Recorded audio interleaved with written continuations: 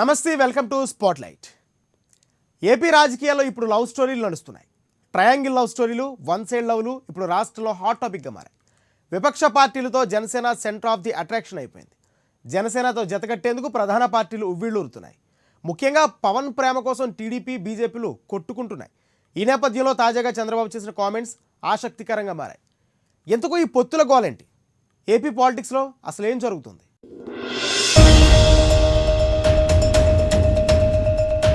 AP politics Janasena అధినేత పవన్ కళ్యాణ్ చుట్టే తిరుగుతున్నాయి. పవన్ తీసుకునే నిర్ణయంపైనే మిగిలిన పార్టీల భవిష్యత్తు ఆధారపడి ఉందన్న చందంగా రాజకీయాలు సాగుతున్నాయి. ప్రధానంగా తెలుగుదేశం పార్టీ జనసేనతో పొత్తుకు తహతహలాడుతోంది. కింది స్థాయి నుంచి అగ్రస్థాయి నేతల వరకు పవన్ కళ్యాణ్తో ప్రయాణించాలని కోరుకుంటున్నారు. ఇప్పటికే టీడీపీ నుండి అనేక మంది నేతలు జనసేనతో కలిసి నడవాలన్న చర్చ తెరపైకి తెచ్చిన విషయం తెలిసిందే. ఇందుకు కారణం కూడా లేకపోలేదు. గత ఎన్నికల్లో కేవలం 23 మంది ఎమ్మెల్యేలు మాత్రమే టీడీపీ నుంచి గెలిచారు. చరిత్రలో ఎన్నడూ లేని రీతిలో టీడీపీ పతనావస్థకు చేరింది. బలమైన జనసేనను దూరం చేసుకోకుండా ఉండి ఉంటే తమకు ఈ దుస్థితి పట్టేది కాదన్న భావన టీడీపీలో వ్యక్తమైంది. ఇంకోవైపు వైసీపీ 151 సీట్లతో పటిష్ట స్థానంలో ఉంది.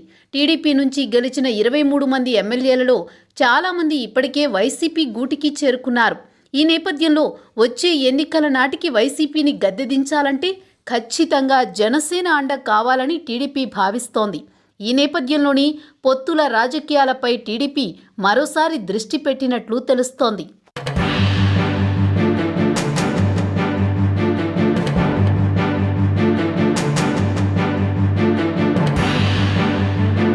రెండు 2024 అసెంబ్లీ ఎన్నికలకు చాలా సమయం ఉన్నా వచ్చే ఎన్నికల్లో గెలుపు కోసం రాజకీయ పార్టీలు ఇప్పటి నుంచే వ్యూహం పన్నుతున్నాయి. ఇప్పుడు అధికారంలో ఉన్న వైసీపీని ఓడించడం కోసం ప్రతిపక్షాలు ఒక్కటయ్యే అవకాశాలను కూడా కొట్టి పారేయలేమని అంటున్నారు పరిశీలకులు. ముఖ్యంగా వైసీపీకి ప్రధాన ప్రతిపక్షంగా ఉన్న టీడీపీ గత ఎన్నికల్లో ఒంటరిగా పోటీ చేసి చావు దెబ్బ తినింది. దీంతో వచ్చే ఎన్నికల్లో మరో బలమైన పార్టీతో కలిసి వెళ్లేందుకు నిర్ణయించుకున్నట్లు తెలుస్తోంది. ఇందులో భాగంగా టీడీపీ అధినేత చంద్రబాబు నాయుడు జనసేనతో కలిసి వెళ్లాలని పరోక్షంగా ఇటీవల హింట్ ఇచ్చారు. అయితే పవన్ సైడ్ నుంచి ఎలాంటి స్పందన వస్తుందనేది ఆసక్తికరంగా మారింది. గత కొన్ని రోజులుగా జనసేన టీడీపీ పొత్తు ఉంటుందని టీడీపీ వర్గాల నుండి ప్రచారం జోరుగా సాగుతున్నా ఈ విషయంలో జనసేన అధినేత పవన్ స్పందించలేదు. టీడీపీ నాయకులు పలు సమావేశాల్లో పొత్తు విషయం గురించి మాట్లాడారు. అయితే తాజాగా జరిగిన ఓ సమావేశంలో చంద్రబాబు కుండ బద్దలు కొట్టినట్లు పొత్తు విషయం తేల్చేశారు. రాజకీయ అవసరాల కోసం పొత్తు పెట్టుకుంటే తప్పేంటి అని వాదించారు. దీంతో టీడీపీ, జనసేన కలిసి వెళ్లనున్నాయా అన్న చర్చ రాజకీయ వర్గాల్లో మొదలైంది. అయితే ఈ సందర్భంగా బాబు కొన్ని కీలక వ్యాఖ్యలు చేశారు. రాజకీయ అవసరాలకు పొత్తు పెట్టుకుంటే తప్పేంటి? పొత్తుల విషయంలో వన్ సైడ్ లవ్ ఉండకూడదు. ఈ విషయంలో తమపై కొందరు వైసీపీ నాయకులు విమర్శలు చేస్తున్నారు. వైసీపీ కొత్త బిచ్చగాళ్ల పార్టీ అని, అందుకే వారికి ఇలాంటి విషయాలు తెలియవు అని అన్నారు. దీంతో జనసేనతో పొత్తు పెట్టుకుంటామన్న సంకేతాలను చంద్రబాబు పరోక్షంగా పంపించినట్లు తెలుస్తోంది. బాబు ఏమన్నారో ఒక్కసారి ఆయన మాటల్లోనే విందాం.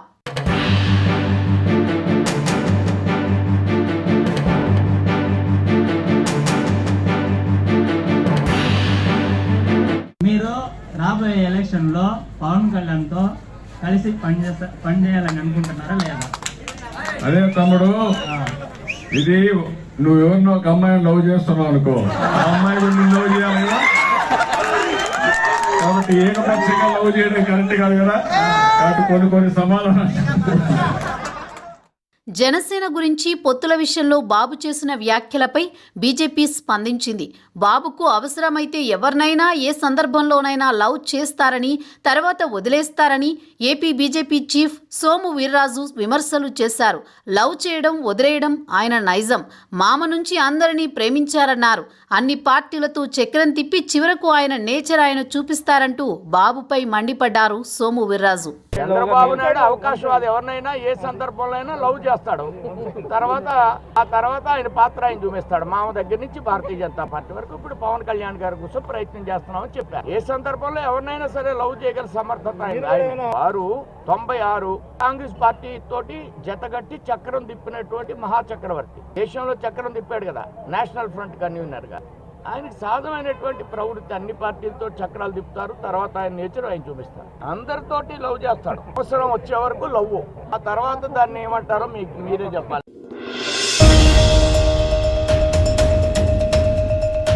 పవన్ కళ్యాణ్ ఈ పేరు వింటేనే ఆయన అభిమానులు ఒక వైబ్రేషన్. జనసేన కార్యకర్తలు పవన్ను దేవుళ్ళ కొలుస్తారు. పవన్ పవర్ గురించి ప్రత్యేకంగా చెప్పక్కర్లేదు. 2019 ఎన్నికల్లో పెద్దగా సీట్లు గెలవలేకపోయినా చాలా నియోజకవర్గాల్లో గెలుపోటములు ప్రభావితం చేశారు జనసేనాని. అటువంటి చరిష్మా ఉన్న నాయకుడి మద్దతు కోసం బాబు లాంటి వారు తహతహలాడడంలో వింతేమీ లేదు. 2014 ఎన్నికల్లో పవన్ ప్రభంజనంతోనే చంద్రబాబు సీఎం అయ్యారని ప్రత్యేకించి చెప్పక్కర్లేదు. అయితే మరోసారి టీడీపీ జనసేన జతకడితే ఈసారి ముఖ్యమంత్రి అభ్యర్థిగా పవన్ కళ్యాణ్ ప్రకటిస్తారా? అందుకు బాబు ఒప్పుకుంటారా?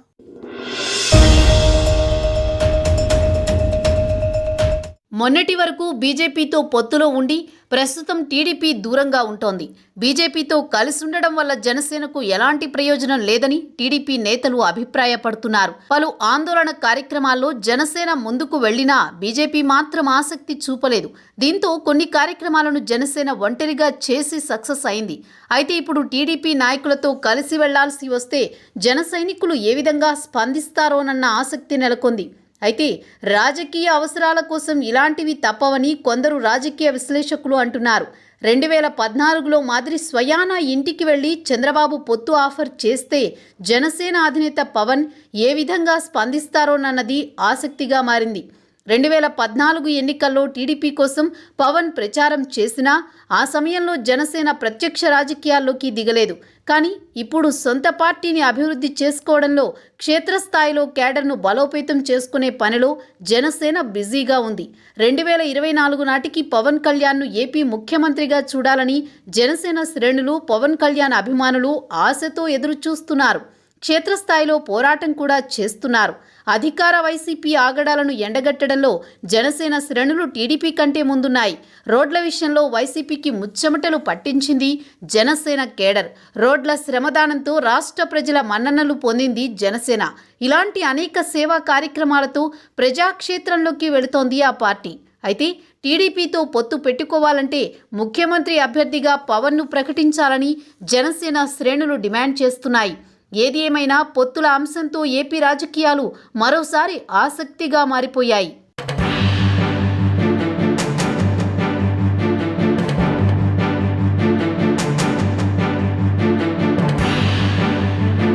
రెండు 2024కు ఏపీ రాజకీయం ఎలా ఉంటుందో అస్సలు ఊహించని విధంగా మారింది. పొత్తుల ఎత్తుల్లో ఎవరితో కలుస్తారో కూడా ఊహకందడం లేదు. పవన్పై చంద్రబాబు ప్రేమ బీజేపీకి శాపంగా మారుతుందా? జనసేన బీజేపీ మిత్రత్వం చంద్రబాబు వల్ల శత్రుత్వానికి దారితీస్తుందా? వాళ్ళిద్దరి పవిత్ర బంధంలో చంద్రబాబు పుల్లలు పెడతాడా? ఇప్పుడు ఇవే భయాలు ఏపీ బీజేపీలో వెంటాడుతున్నాయట. చంద్రబాబు పొత్తుల ఎత్తుల్లో తమ అడ్రస్ ఎక్కడ గల్లంతవుతుందో అన్న ఆందోళన బీజేపీ నేతలను వెంటాడుతోందట. ఇప్పటికే సోము వీర్రాజు ఈ మధ్య పవన్పై కామెంట్ చేయడం, ఇప్పుడు చంద్రబాబు అదే పవన్పై ప్రేమ కురిపించడంతో ఎవరి బంధాలు ఎవరితో కలుస్తాయోనన్న ఉత్కంఠ ఏపీ రాజకీయాల్లో నెలకొంది. ముఖ్యంగా చంద్రబాబు ఆఫర్ ఏపీ బీజేపీని కలవరపెడుతోంది. అయితే బాబు కబురుకు పవన్ స్పందిస్తే ప్రేమ చిగురిస్తుంది, లేదంటే కాలదన్నుతుంది. ఏదైనా చంద్రబాబు కంటే ఎక్కువ నష్టం బీజేపీకే. ఎందుకంటే ఏపీలో జనసేనతో బీజేపీ పొత్తు పెట్టుకుంది. వాళ్ళిద్దరూ కలిసి కాపురం చేస్తున్నారు. ఇప్పుడు చంద్రబాబు వీరి బంధాన్ని విడదీయాలని, తనతో జనసేనను కలుపుకోవాలని చేస్తున్న ప్రయత్నాలు మాత్రం ఏపీ బీజేపీని కలవరపెడుతున్నాయి. చంద్రబాబు ప్రతిపాదనకు పవన్ కళ్యాణ్ ఇంతవరకు స్పందించలేదు. కానీ ఆయన మిత్రపక్షం బీజేపీ మాత్రం తాము పవన్ను వదిలేది లేదని చెబుతోంది. అయితే ఓవైపు రాష్ట్రంలో వైసీపీపై వ్యతిరేకత రోజురోజుకు పెరిగిపోతోందన్న వాదనలు వినిపిస్తున్నాయి. జగన్ పాలనలో సంక్షేమం బాగున్నా అభివృద్ధి లేదు, అప్పుల్లో కూరుకుపోయిన దుస్థితి, పన్నుపోటు పెరిగింది. తమ దగ్గర 100 రూపాయలు పన్ను రూపేణా తీసుకుని తిరిగి కేవలం 10 రూపాయలు కూడా సంక్షేమం రూపంలో ఇవ్వడం లేదన్న అసంతృప్తి ప్రజల్లో ఉంది. ఈ నేపథ్యంలో 2024 ఎన్నికల నాటికి జగన్ను గద్దెదించేందుకు టీడీపీ, బీజేపీ, జనసేనలు కలిసి పోటీ చేస్తాయా? ఏపీలో మరోసారి మహాకూటమి ఏర్పడుతుందా?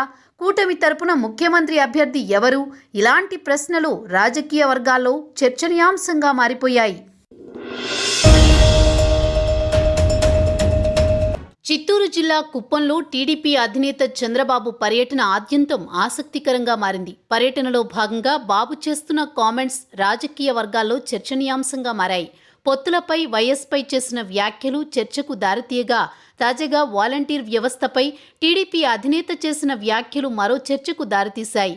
ఇప్పటి వరకు వాలంటీర్ల వ్యవస్థపై విమర్శలు గుప్పించిన చంద్రబాబు తాజాగా పార్టీ నేతలతో జరిగిన ఇన్సైడ్ మీటింగ్లో వాలంటీర్ వ్యవస్థను సమర్థిస్తూ వ్యాఖ్యలు చేసినట్టు తెలుస్తోంది.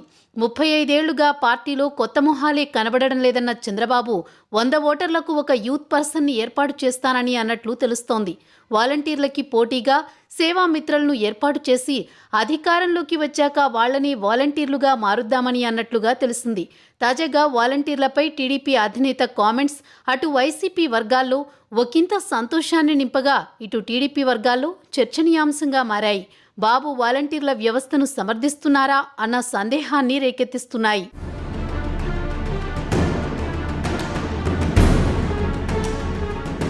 ఇప్పటికే కుప్పంలో టీడీపీ చాలా బలహీనంగా తయారైంది. కుప్పం నియోజకవర్గంలో పంచాయతీ ఎన్నికలు, కుప్పం మున్సిపాలిటీకి జరిగిన ఎన్నికల్లో టీడీపీ ఘోరంగా ఓటమి పాలైంది. ఇన్సైడ్ మీటింగ్లో బాబు స్థానిక కుప్పం టీడీపీ నేతలపై ఓ రేంజ్లో ఫైర్ అయినట్లు తెలుస్తోంది. మిమ్మల్ని నమ్ముకుని నా పరువు పోగొట్టుకున్నానని, తాను వచ్చినప్పుడు నాయకులు షో చేస్తున్నారే తప్ప ప్రజల్లో ఉండడం లేదని బాబు నిలదీసినట్లు సమాచారం. కుప్పంలో పార్టీలోకి యువతను రాకుండా సీనియర్లు అడ్డుకుంటున్నారని, పర్సనల్ ఎజెండాలతో పార్టీకి నష్టం చేయొద్దని బాబు హెచ్చరించినట్టు తెలుస్తోంది. అయితే గత 3.5 దశాబ్దాలుగా బాబుకు కుప్పంలో అన్నీ తానే అయి బాబును ఎమ్మెల్యేగా గెలిపిస్తూ వస్తున్న మనోహర్ నాయుడును వైసీపీ తమ వైపు తిప్పుకున్నట్లు తెలుస్తోంది.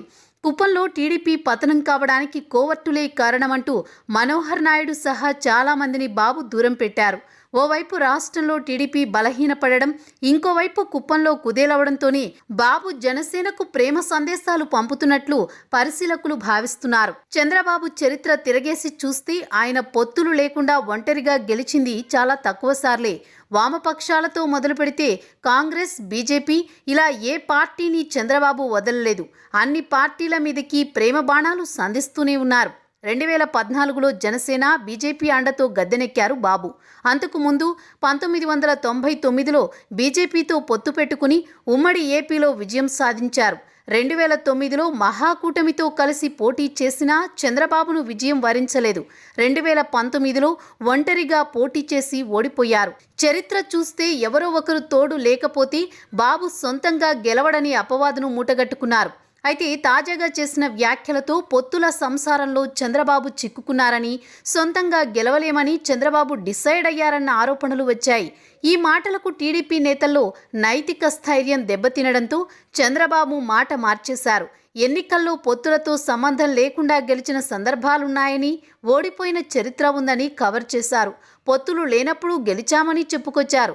అయితే పొత్తుల కంటే కూడా ప్రస్తుత ప్రభుత్వంపై ఉండే వ్యతిరేకతే ప్రతిపక్షాన్ని గెలిపిస్తుందని, వైసీపీ పాలనపై ప్రజల్లో తీవ్ర వ్యతిరేకత ఉందని, వాళ్ళు ఓట్లు వేయాలనుకుంటే ఎన్ని పొత్తులున్నా లేకున్నా గెలవగలమని చంద్రబాబు విశ్లేషించారు. అయితే వచ్చే ఎన్నికల్లో ప్రతిపక్షాలైన టీడీపీ, బీజేపీ, జనసేన కూటమి వేరువేరుగా పోటీ చేస్తే వైసీపీకి లాభం చేకూరుతుందని చాలామంది అభిప్రాయపడుతున్నారు. అందుకే జనసేన, టీడీపీ, బీజేపీ 3 పార్టీలు కలిస్తే ఖచ్చితంగా వైసీపీని ఓడించే అవకాశాలుంటాయని చెబుతున్నారు. అయితే ఈ పొత్తు పొడుస్తుందా లేదా అన్నది మాత్రం ప్రస్తుతం పవన్ చేతుల్లోనే ఉంది.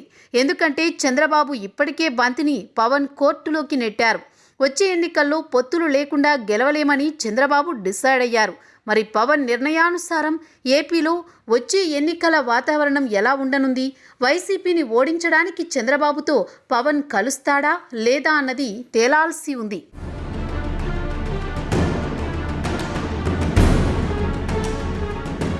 పొత్తుల విషయంలో ఏదైనా ఉంటే చంద్రబాబు పవన్ను పర్సనల్గా కలిసి చర్చించుకోవాలి. అంతేగాని ఇలా బహిరంగంగా పొత్తుల ప్రకటనలు ఇస్తూ ఆ రొచ్చులోకి జనసేనను లాగడంపై జనసేన శ్రేణులు తీవ్ర అభ్యంతరం వ్యక్తం చేస్తున్నాయి. ఇదంతా పవన్ను రాజకీయంగా బదనాం చేయడానికే చంద్రబాబు ఎత్తుగడగా చెబుతున్నాయి.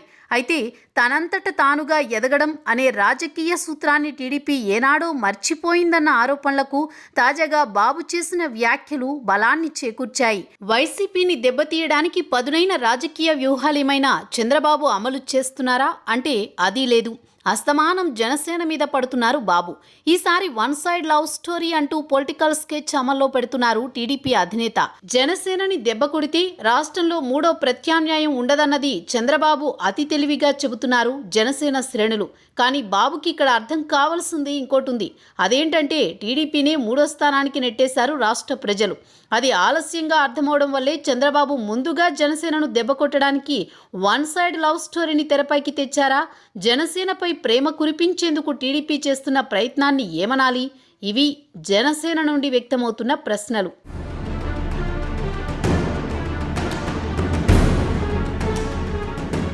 జనసేన 2019 ఎన్నికల్లో ఒక్క సీటుకే పరిమితమవడానికి కారణం వైసీపీ మాత్రమే కాదు, టీడీపీ కూడా కారణమే.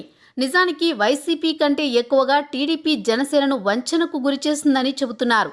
జనసేన మాకు మిత్రపక్షమే అని సరిగ్గా పోలింగ్కి కొద్ది రోజుల ముందు టీడీపీ నేతలు చేసిన ప్రచారమే జనసేనను దారుణంగా దెబ్బతీసిందని జనసేన ఆరోపించింది. అలాగని టీడీపీ బాగుపడింది కూడా లేదు.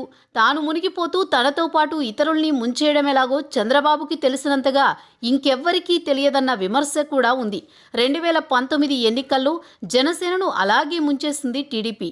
నిజానికి ఏపీలో ప్రస్తుతం జనసేనకి సానుకూలమైన పరిస్థితులు కనిపిస్తున్నాయి. ప్రతిపక్ష హోదా జనసేనకు దక్కేందుకు అనుకూలమైన పరిస్థితులే ఏర్పడుతున్నాయి. వైసీపీ ప్రజా వ్యతిరేక నిర్ణయాలపై వరుసగా చేస్తోన్న పోరాటాల నేపథ్యంలో టీడీపీ కంటే జనసేననే ప్రధాన ప్రతిపక్షంగా భావిస్తున్నారు ప్రజలు. ఇది తెలిసే చంద్రబాబు జనసేనను దెబ్బ కొట్టేందుకు వలపు బాణాల్ని విసురుతున్నారని జనసేన క్యాడర్ ఆరోపిస్తోంది.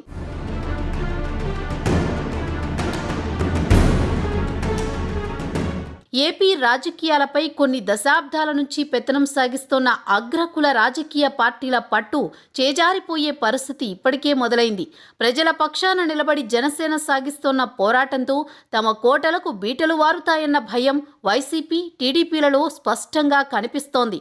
ఇంకోవైపు అగ్రకులాలు సాగిస్తున్న రాజకీయాలకు బడుగు బలహీన వర్గాలు సమిధలుగా మారుతున్నాయన్న వాదనలు ఎప్పటి నుండో వినిపిస్తున్నాయి.